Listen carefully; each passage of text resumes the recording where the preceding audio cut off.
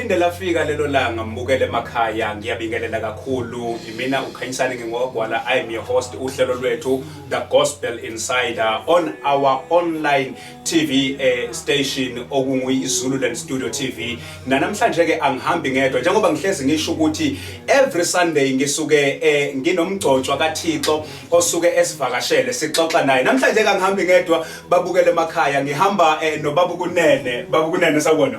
Sabona Mdlovu njani kodwa baba? Inkosi silondile baba. Hayi siyaphila kakhulu. Kwavele kwayintokozo kakhulu uNkulunkulu asihlanganise ngalendlela namhlanje. Ujabula thina baba ukukhona phakathi eZululand TV. Yebo.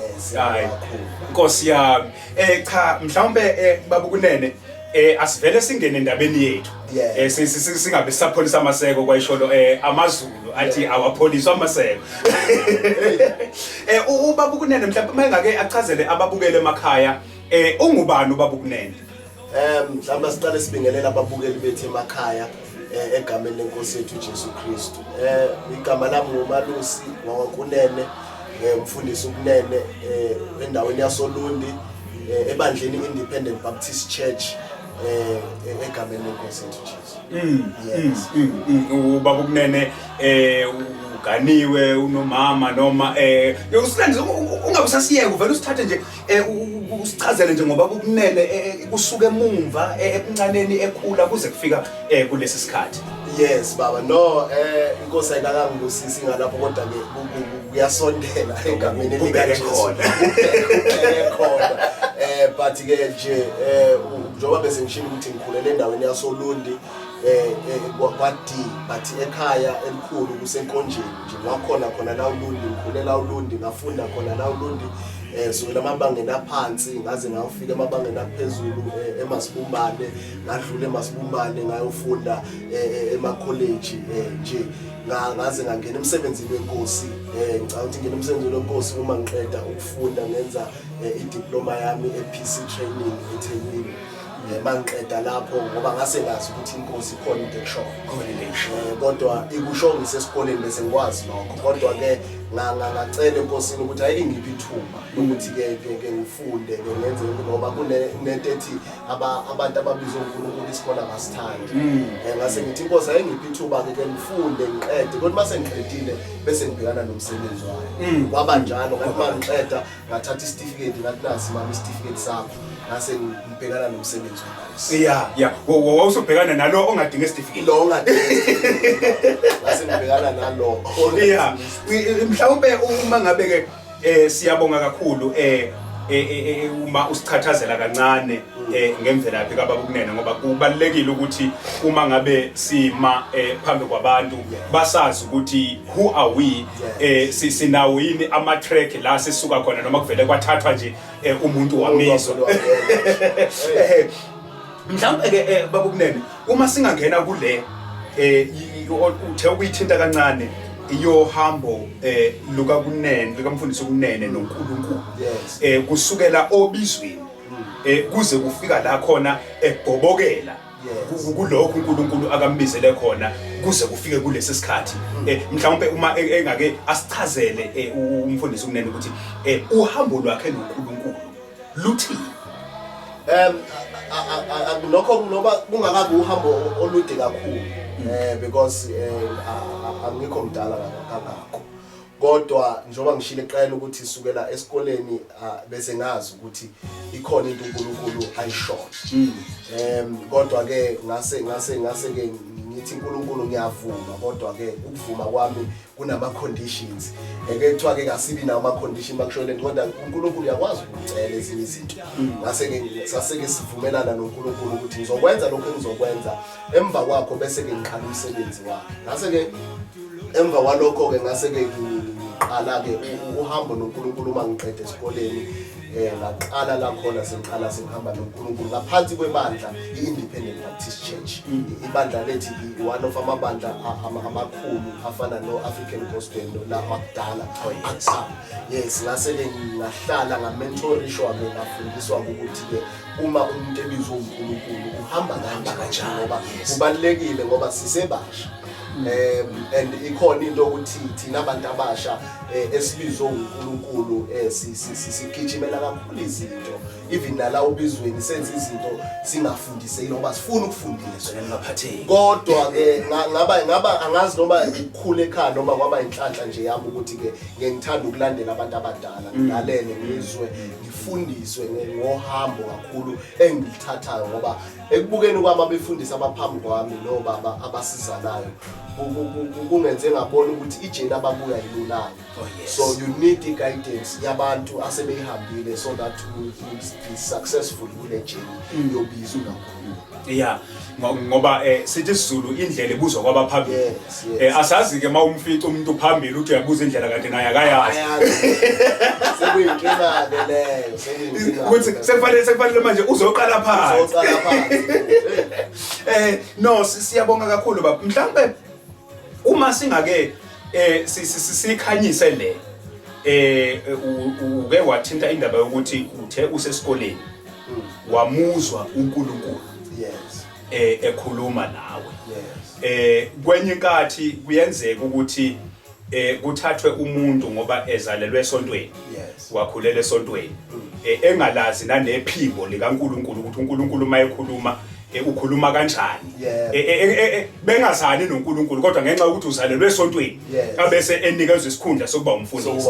Mhlawumbe uma ngabe ubaba ukunene engake asiphi isithombe mhlawumbe ephe umbukeli ekhaya ngoba uzothola ukuthi njengoba singabafundisi abasebancane ngokweminyaka abangakathathi uthola ukuthi kukhona ekhaya umbukeli okulendlela yobizo kodwa aka understand ukuthi is it really God noma imicabango nje yakhe. Mhlawumbe umfundisi uma ngabe engake esiclarifyele la ekubizweni ngoNkulunkulu ukuthi mhlawumbe yena angasirefeyela nakuyena ukuthi yena ngesikhathi uNkulunkulu embiza wabona kanje ukuthi uNkulunkulu lo umbuzo nzima lo umbuzo nzima obuzayo ngoba lento okubizwa uNkulunkulu ngeke ukuthi inje uNkulunkulu ubiza kanje ngoba mawufunda iBhayibheli ubiza abantu abaningi kodwa ngendlela eziningi ezihlukeneyo so into enzima ukuthi ngathi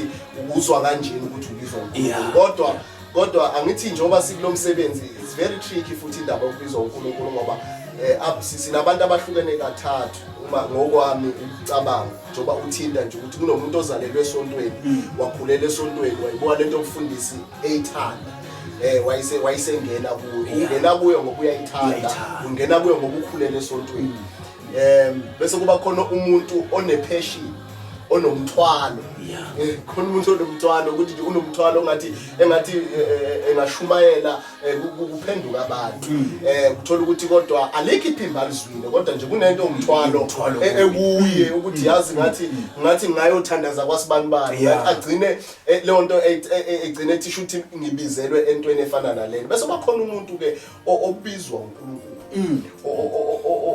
othathwa uNkulunkulu isikhathi esiningi sababizwa uNkulunkulu basuke bengenayo ngisho emqondweni into ukuthi uNkulunkulu uyababiza basuke bengenayo into yokuthi mhlawumbe one day uyokaba umfundisi futhi iningi labo bajwayele ukuyibalekela ngoba basuke basuke bengaqualify ukuthi engaze kube khona into uNkulunkulu athi uyibekile phezukwakhe ngoba ngisho eshumayela noma ukuthi akashumayele unayo into ukuthi ayi mina kanjani bekhona osibanibani kanti uNkulunkulu vele every time ayibiza umuntu akabiza abantu abaqualifyayo unayo into okubiza abantu abangaqualify ukuze abenze baqualify. So lento okubizwa uNkulunkulu it's very tricky ukuthi ngeke siyiqonde ukuthi njengoba nje umuntu uNkulunkulu bayimbiza umbiza kanjani kodwa okwami ukubizwa uNkulunkulu kwaba yiyo into yokulalela iphimbo.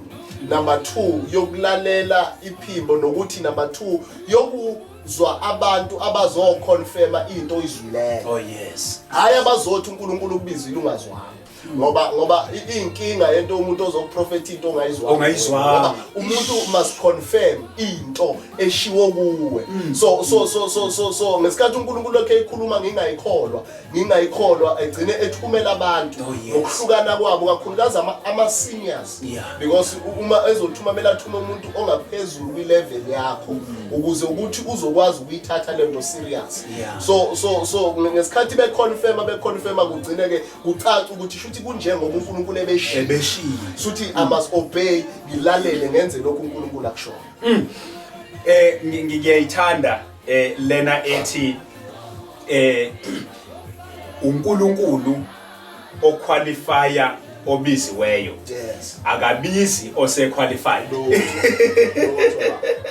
Akakazi. ngoba unguNkulunkulu osebenza ngezinto ezibonakala zidelelekile Yes. emehlweni abantu Yes. kanti kuye zinkulu zilikhulu. Yes. Yes. Inamandla kakhulu. Mbukele emakhaya sisekuluhlelo lwethu The Gospel Insider sikuye Zululand Studio TV. Uyasithola ke mbukeli kuona onke ama online platform la sitholakala khona siyafumaneka. Sisenaye umfundisi ukunene usahleli nathi likhona izwi lenkosi kukhona into ezophuma la ungakhathazeki wena likhona ungakhathazeki hlala nje kanjalo. Baba kunene. Yes. Asibuye sibukele ngiyayithanda le yobizo kakhulu ngoba kulesi sikhathi baningi babiziwe Mfowethu. kodwa uthola ukuthi athi umuntu anede abizwe abese ethengakathunywa abese yagijima mhlawumbe uma singake sithi ukuyikhanyisa kancane leyo ukuthi ifike bese ihlukanaphi ukubizwa nokuthunywa. Yes. Nokubizwa ube kuyi-waiting list for ukuthunywa. Yes, akusikhanyisele lapho. Yo, imbuzo yakho Mdlovu inzima. Kodwa ke mhlawumbe ngenza i-example njengasekhaya nje umntwana umumbiza uyasabeleza. Yes. Bese emva kwalokho alindele. Oh yes. Ukuthi njengoba ubabe ngibiza nje uthi yeah sinenkinga ke la kwakholi ngoba kunabantu ababiziwe sikuphila kodwa ngesikhathi uNkulunkulu ababiza bangamlinda ukuthi njengoba ungibiza nje la ungibizilana now sithola sikwi disorder njengebandla kaNkulunkulu lesikhathi samanje enye yezinto ukuthi yes sinabantu who are called uNkulunkulu kodwa abangathunywa ngoba uma uthunywa i-message unikwa i-message othunywa yona ukuthi njengoba ngikubiza nje naMdlovu nansi i-message omele ugijime and unayo uNkulunkulu into ukuthi bonke abantu ababizile akabanika umyalezo owodwa noma umyalezo ekugcineni ukuthi silanda abantu beze kuKristu sikhanda futhi ibandla ukuthi likwazi ukulibo umakoti ophele kodwa i-message angithume yona uNkulunkulu ngahle ingafani neyakho Mdlovu kodwa isho meaning kodwa isho meaning eyodwa kodwa ukuthunywa kwethu two nabantu esithunywa kubo ngahle bengafani. Oh yes sithunywe ebantwini abantu manje ke mawuzoba umuntu obiziwe wangasalalela ukuthi ubizelweni kuthiwa hamba uyephi uthunywe kobani uthunywe ini ngoba uzosuka usibangela i-disorder yokuthi uhambe uye kubantu abathunyelwe wena Mdlovu kungena umuntu aze kubantu engathunyelwe kubo ashiya message kubantu asibekise nje ngoJohn oh yes uJohn uyathunywa uNkulunkulu uclear umnika i-message amthuma yona umnika indawo amthuma kuyo kodwa uyabona ukuthi uNkulunkulu umekubiza umnika i-message bese kunika indawo akunika uhlobo lwabantu ozoba deliver le message so that if you yizwa nje baba ukuthi i-message uma ikubantu aba-right they receive it kodwa woyibona i-message yomuntu akhuluma i-message kodwa abantu bengayithathi uzucabanga ukuthi inkinga abantu kanti inkinga umuntu uze ne-message endaweni errong kanti le message akayiphethe nabantu bayo uma benga-understand ukuthi uNkulunkulu njengoba embizile njena umbizele kobani so that uma uhamba uyodeliver i-message kulabo bantu obizele kubo definitely sure bazokuzwa abantu abangakuzwa yilabo abangabizelwe wena yingakho nami yabona ehambeni engihambe kulo ngibe at ease baba ngakhululeka ukuthi uma ngishumayela into kubantu bengayizwa kusho ukuthi ngishumele kubantu abarong ngikhuluma i-message kubantu abangasiyo le yabo kodwa abanikazi bayo bazoyizwa abanikazi bayo bazawuyithatha bamba uJohn esebuyile kade balekile ethunywe iNineve eThalashish uma efika kubantu baseThalashish ukhuluma i-message athunywe kuyo athunywe yona bayizwa baphenduka kwaze ngisho inkosi yakho yasuka esihlalweni i-message kwakungeyabo yo kwakungeyabo Babukele emakhaya uhlelo lwethu olunamandla kakhulu the Gospel Insider ukhona ubaba ukunene likhona izwi lenkosi ikhona into ezophuma la ngoba ikhona into uNkulunkulu akakubekele yona nawe lapho ekhaya akazoyikhuluma umyalezo akazowedlulisa ngenceku yakhe esihleli nayo namhlanje uNkulunkulu usibusisile ngendlela eyisimanga hlala nathi nje uhlale kanjalo egameni lika Jesu baba ukunene yes ngiyayithanda yabona namhlanje ungathi sizobuka nje into yobisi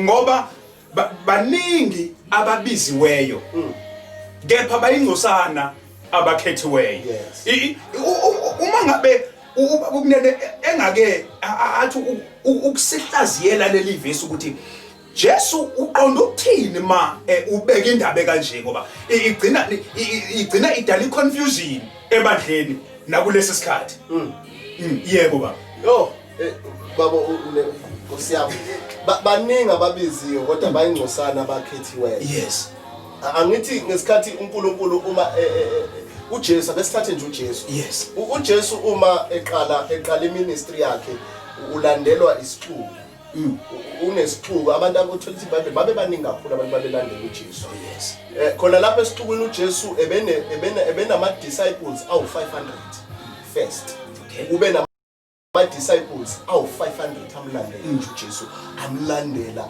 ngoba ethi alandela uJesu kuthe phakathi nendawo uJesu esakhuluma wakhetha 12 wayikhetha i12 ubuye i500 noma seyikhetha le12 kuyi 500 waqhubeka wahamba la i512 bekhona ngithi sikulento ukuthi baningi ababiziweyo kodwa bayingcosana abakhethiweyo uma eyikhetha le 500 le12 uJesu uyabona ukuthi ngihamba nenqoba yabantu kodwa kubo bonke laba bantu akusibo bonke abantu abakhethiwe uzwakala kwelinye lamavesi uthi uma uthi odla inyama yami aphuza igazi lami uyosine okay lithi iBhayibheli bathi useqalile seqalile manje indodana yaMarisi ithi asidli inyama yayo siphuza igazi layo lithi iBhayibheli bahamba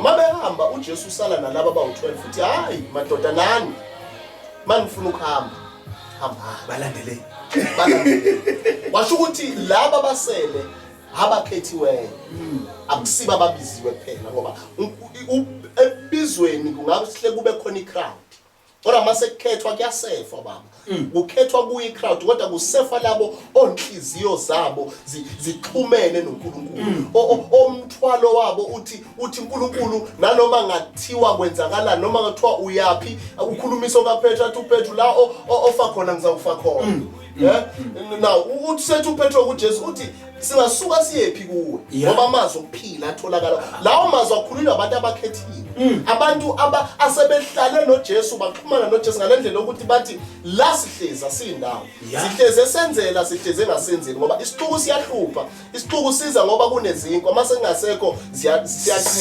siyabaleka so noma bebaningi uJesu ebayibabhizileyo kodwa iqiniso lalithi wayazi ukuthi kuyonke le crowd ngine12 engikhethileyo ezoqedela umsebenzi wami ezoqhubeka nale mandate nale vision engiyiphethe ngoba uJesu wayigijima nevision so na wayidinga abantu azoimphatha kubo ivision akayiphethe so le 12 yayingabantu okumele abakhethe even nayo kuyi12 waphinde wakhetha futhi i3 kuyi12 le 3 ebehamba akhuphuke nayo entabeni ngoba bazi ukuthi noma ikhona le 12 kodwa kunabantu okumele babe inner circle yami abawu3 abazokwazi ukungibona enkazimulweni ngikhazimula abazokwazi ukubona izinto ezifihlekele i12 engeke izibone zona okungukuthi laba abazothi mangabe bebona lezi zinto babuye bezofakaza ngazo yebo babuye bafakaze ngazo bengabuyi bathi ngibona uJesu ekhazimulwa bese beqala beyiphakamisa beyinike amagama amakhulu ngoba bephethe into abantu abangayibonanga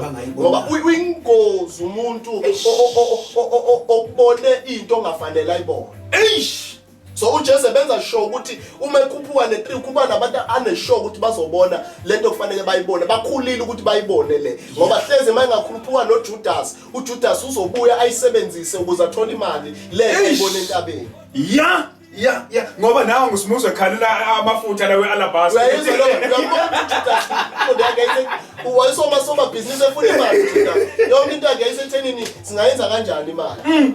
Ingakho azadayisa ngoJesu nje ngoba wayefuna imali, ingqondo yakhe ihleze emalini. So uyabona kube kuthiwa wabona lezi zinto ezazibona oPeter no James no John entabeni kwangaba inkinga.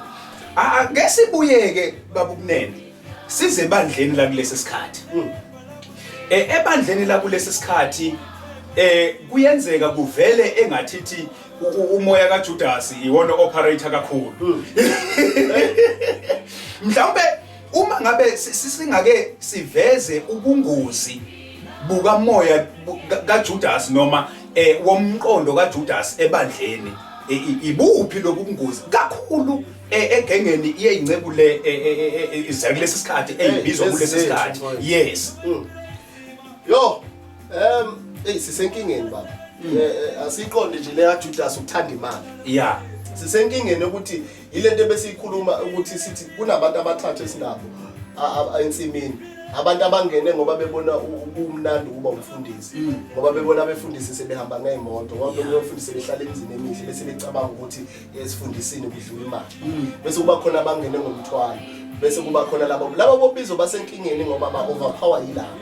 Bagcine bengaveli labo bobizo ngoba laba abangene ngomthwalo nalabo abangene ngoba bethanda bebona engathi ikhona ingcebo lapho esifundisini. Uma sebefika ngaphakathi umqondo wabo vela usimphefumulo kodwa imali. Abazile kubantu abathunyiwe kubantu baze ngoba befuna leya moto edrive umfundisi uGwala.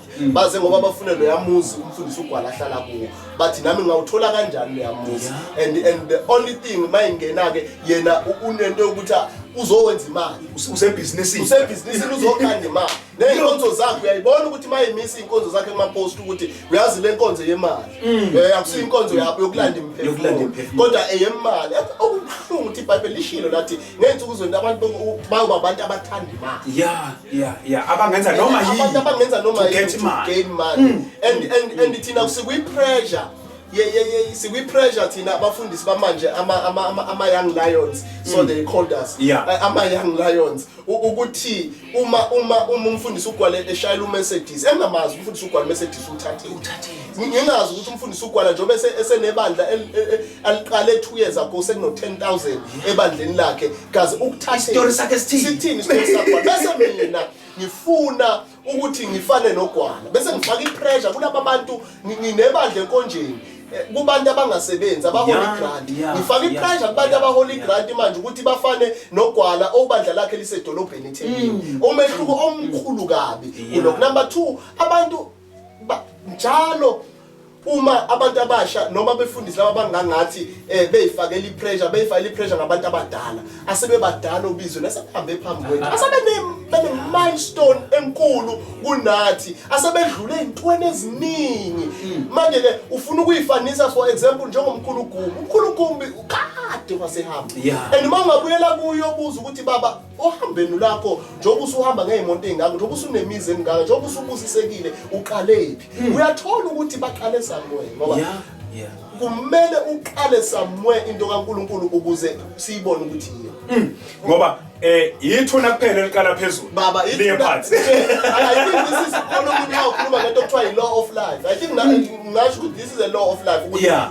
Uma into yakhe iphila kumele iqale somewhere, kumele iqale phansi ikhuphu ngoba ayikwazi ukuthi iqale phezulu ngoba iyasabisa uma iqale phezulu. Iqale isekelo sayo siyini yonke into kumele ibe ne foundation, kumele ihandwe iqale phansi iye phezulu. Uma mongizala enkosini uMaMnyandeni she always say this ukuthi uma uNkulunkulu ngempela ekunikile ivision kumele siyibone iqala somewhere phansi, siyibone ikhula, siyibone uqala ngabantu abawu5, sibone ukhuphuka nabantu abawu10, sibone sebe u100. Asikwazi ukubabona sebe u10,000 kodwa singabazi bebabili ubathatha khona wena abantu abawu10,000 ubavune nababanye abavuna khona. Yo mbukela emakhaya ayi kushushu abe studio moya kaThixo uphakathi kwethu ngendlela eyisimanga. uNkulunkulu usiboleke ogcotshiweyo wakhe ngendlela emangalisayo. Izwi likaNkulunkulu likhona, ikhona into ezophuma la. Ngiphethe young lion namhlanje ngiyakutshela baba mhlawumbe uma ke singake sifike la. uma ngabe sibizelwa einhlobeni ezahlukene zabantu. Yes. Yet umyalezo esewuphethe uthi bonke kufanele sibabizele embusweni kaNkulunkulu. Yes. Okay. Now nansi ke into ngifika abantu bahlwembu. Iyiphi indlela mhlawumbe kuleyo village ngifica kwande ububha ngendlela eyisimanga. Yes. Iyiphi indlela ukuthi ngifinyelele kubona ngoba angithi kufanele sibasebenze spiritual siphinde sibasebenze physical. Ngoba njengoba sibizelwe kube abanye ngeke sime simemeze. Yeah. Kodwa ngezinto esizenzayo bayosilandela babothi cha lento iyaphila. uNkulunkulu ukhona because ukwazile ukuthi asiprovide at our lowest time. Yes. Now mhlawumbe ke ubaba ukunene ikuphi mhlawumbe akalekelela ngakho emphakathi yena nje in person. Yes. And as a South African citizen. Yes. Emphakathini impact yakhe mhlawumbe ukulekelela kakhulu entsheni ya kulesi sikhathi. Into yokuqala nje mfowethu ububha bokuqala umuntu abhekana nabo uma sifika endaweni enobubha ububha bokuqala umuntu anabo ukuthi akana Jesu. Uyabona nje poverty edlula ipoverty yasukela ukuthi akanakho kuhle futhi. Yeah. So into yokuqala vele our mandate ukuthi abantu sibanike uJesu. Yes. Umsebenzi kaHulumeni ukuthi abantu abanike kuhle.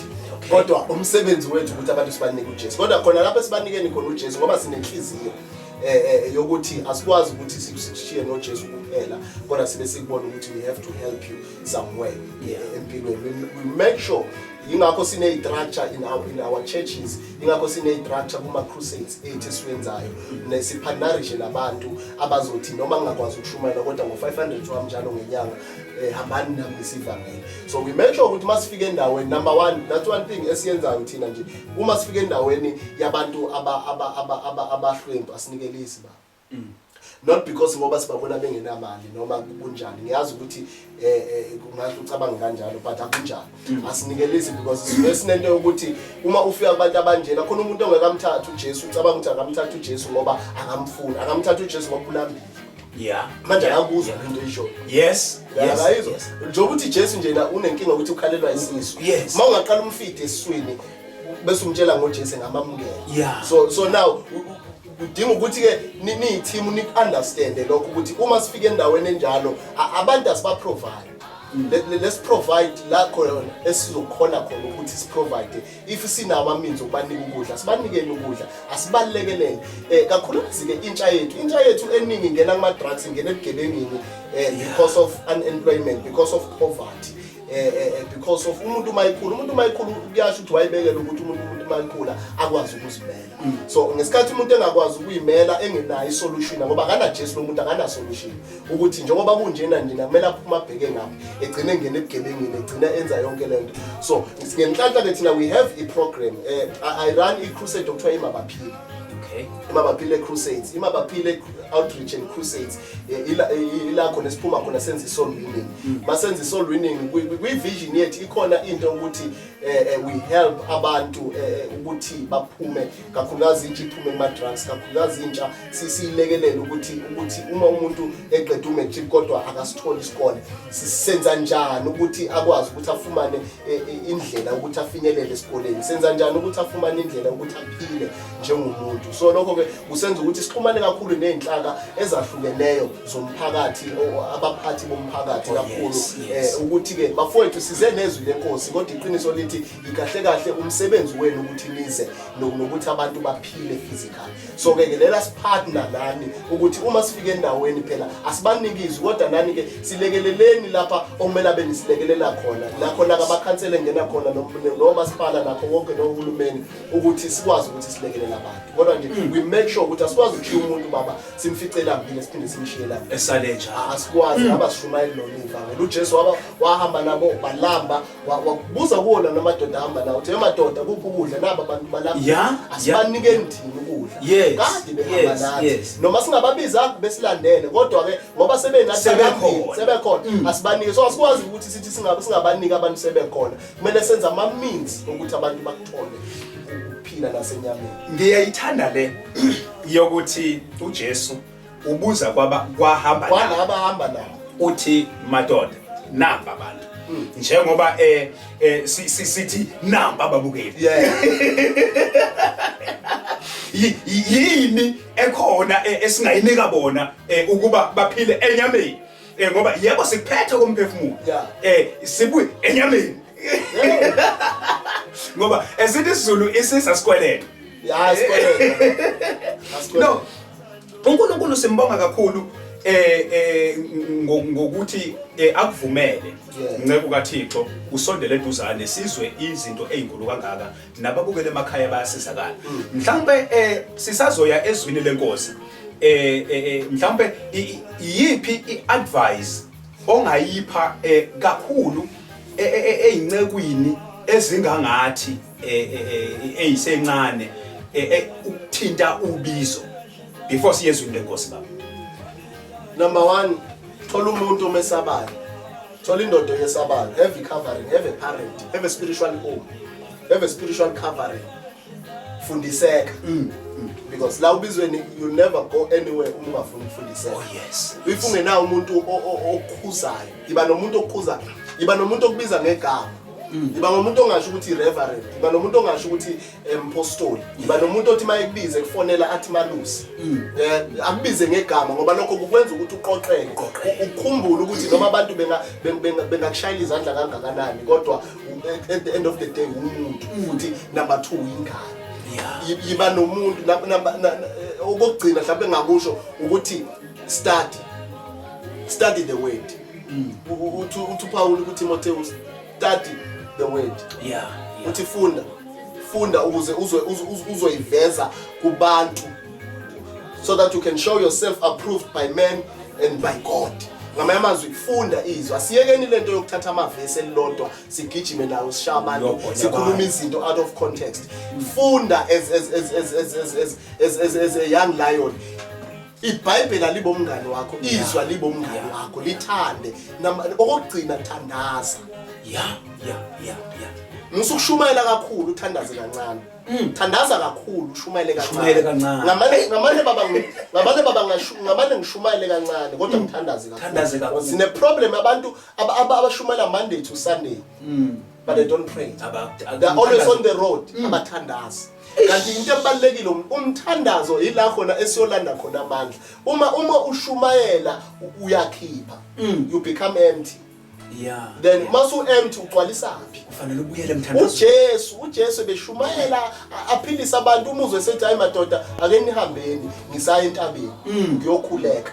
Uyokhulekela uyolanda amandla ngoba njengoba nje kade yenza izinto ezenalo sifazane emthini ethi ngizwa amandla ephuma namamazi njengoba ehamba amandla ayaphela ayaphuma. So hamba phela uyowalanda.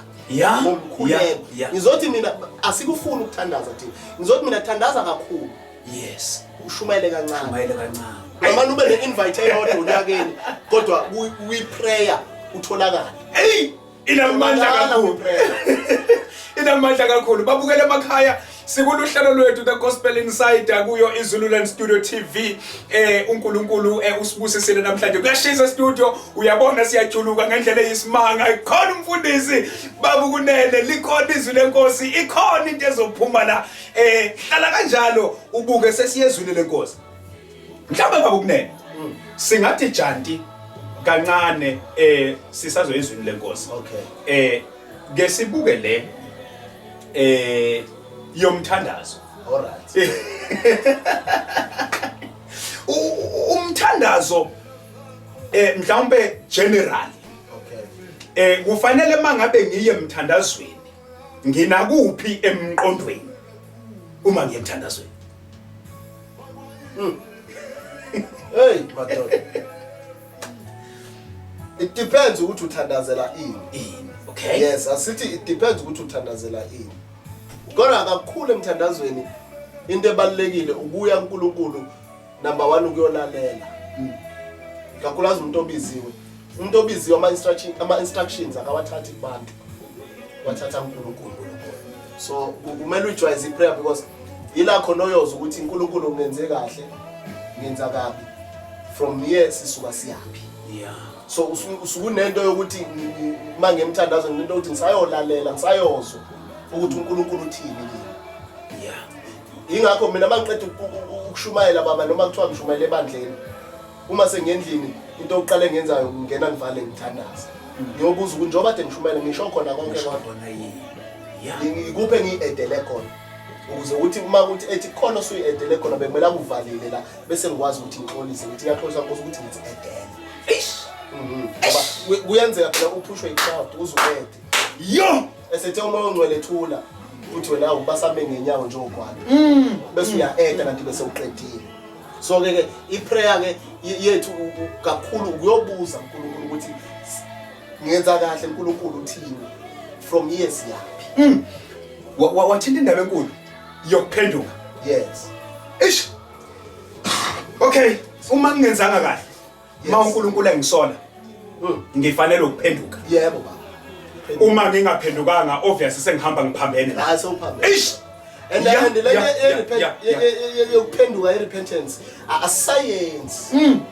A science silibandla kaNkulunkulu. Angazi noma kuba khona la isigaba ofika khona osokukhulela ukuphenduka. Ish. Kanti phela uMpaul ethi othi akanasona uyayikhohlisa. Yes. Kodwa bese kodwa uma sivuka labo wayefuna ukuveza iimportance yokuphenduka. Ukuthi njoba siphila nje la siphila siyawenza amaphutha ngakho mase siwenzile we need to repent.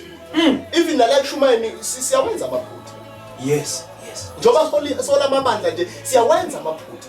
Sibahola abantu ngendlela sigcine sibahola ngengqondo yethu singabaholi ngolokhu uNkulunkulu engasebenza asibahola. So now you need each and every day kumele uhamba ubuza. Baba ngisenza khona. Ngisenza yikho. Ngabe ngisahamba ngayo indlela yabona nowahlabela umhlabelo othi mabala onke Nkosi awungcolisile umoya wami ngihlanze ngathi wayelomuntu oyithanda ukuphenduka ukuthi usuku nosuku khona izinto ezingcolisa umoya wami khona izinto ezingcuza so kumele asina yabona isikhathi samanje sinabantu abangaphenduki abantu akade umuntu edla isolo abuyele epulpit ashukele kade edla isolo abuyele enza izinto engathi zinormal angaphenduki ngisho unembeza umtshela ukuthi repent and uma ungaphenduki umoya ongcwele uyathula. Oh, babukele emakhaya. Inzima ke le yokuphenduka. Yes. Simelwe ukuphenduka umzuzu nomzuzu ukuze sibe ngabafanelekile kuNkulunkulu. Yeah. Noma abantu noma phambi kwabantu singavela kungathi sizidididinyana. Yes. Kodwa ma uNkulunkulu eligranta uhambo lwethu nokwenza kwethu lokho kukhulu kuphelele. Babugwala ngamane ngishawe abantu bangangishayela izandla kodwa uThixo angishayela izandla. Sho nokuthi ngishayelwa abantu izandla uThixo athi awubheke lemfana. Ngoba abantu bakushayela izandla kanti uyeweni. Abantu bashayela izandla ubheke. Bakuphelekezele ukuthi bazongena nabo bafe bakuphushele phakathi. Shona lade bekushayela izandla bathi awubheke benzani. So kulungile abantu bathi igazi umalusi wenzani kaze yini lento ayenza kodwa izulu lithi wenza izulu lithi izulu yikho lokho engikufuna ukuthi ukwenze ngoba lento ukuthi one of the things eshayile thina obizwe kakhulukazi le generation yethu yilento ukuthi sifuna ukuthi abantu bavalidate ugcobo lwethu lobizo lwethu ukuthi kuba abantu abashaya istembu ukuthi impela umalusi ubiziwe impela ugwala ubiziwe kanti akusiba abantu abakubizile ukuqala. Yo ubizwe uNkulunkulu akusiba abantu okumele ke bafaka isithembu sokuthi ngibiziwe angakuthumela kubantu kodwa ubizwanga yini angibizwanga yingakho into engishumayelo ngeke ngishintshiswe yibo ngoba kusibona vele abanginika umyalezo ya futhi kubalekile ukungakali ngokwe crowd ukuthi hayi no lo mlayezo wabantu abangaka noma lo hayi no ake ngugodle lo ngoba abantu bancane namhlanje uzothatha noNkulunkulu uthatha noThixo straight uthatha noNkulunkulu uNkulunkulu ngesikhathi edeposit umyalezo ethi hamba kwala uyoshumayela ubhizi ngalulungisa abantu abazowuzwa. Oh yes ngisho bangaba ababili angithi ngesikhathi elungisa shuthi ulungisa abantu ababili shuthi la ababili abawudingayo indaba iagent ingabo. So uma ngifica abantu abawu5 bese ngithi ngizoshintsha umyalezo ngishumayela umyalezo wabantu abawu5 sengibalimazile ngoba labantu abawu5 yibona bekumele bezwe lo mlayezo akusibo laba abawu200. Uzonginika abantu abawu200 uzonginika westadium thembeka kokuncane Ukuze yikho ke uzawathembe ngokukhulu. ey'ntweni ey'nkulu. Yeah, isinayo into yokushintsha imiyalezo. Hayi angubambe mfundisi. Kodwa mhlawumbe ngingakakubambi. Ake singene kule. Kakhulu kubafundisi. Lento yokushintsha umyalezo. Ubungozi bayo. Ake usenlighter lapho ubungozi nokushintsha message. Sesibhekile kahle babugwana. Uyiqhatha noNkulunkulu. Nje umngozi wokuqala ubeka ubizo lakhe engcupheni. Uyiqhatha noThixo. Uyishintsha kanjani lo thuma? Mawuthuma ingane manje ukuthi ayihambe iyoshintsha ethize bese ifika ingasho leyo nto isiqhathe nayo. Lukhona uswazi. Uyayikhatha ngoba uthuma enye into wena ufika enye into awusasho lengithume yona. Kanti uyikhatha noNkulunkulu uzenze awuthembeki obizweni awuthembeki ohambeni lakho kanti sibizela ukuthi sithembeke kulento esikuyo and we need to trust lo sithumile ngoba njengoba usushintsha nje umlayezo uqonda ukuthi 1 awuthembekile number 2 awumethembi lokuthumileyo. Sho. Babukela emakhaya bafundisi ababiziweyo bakaNkulunkulu nabagcotshiweyo. Niyayizwa indaba yokuthi kuyingozi kangakanani to change imessage uNkulunkulu akakunikeze yona. Okungukuthi akukhathaleli ukuthi wena ubona abantu bebangakanani bebancane noma bebaningi. Okubalekile ukuthi yethembeka kulokhu uNkulunkulu akakuthumele khona.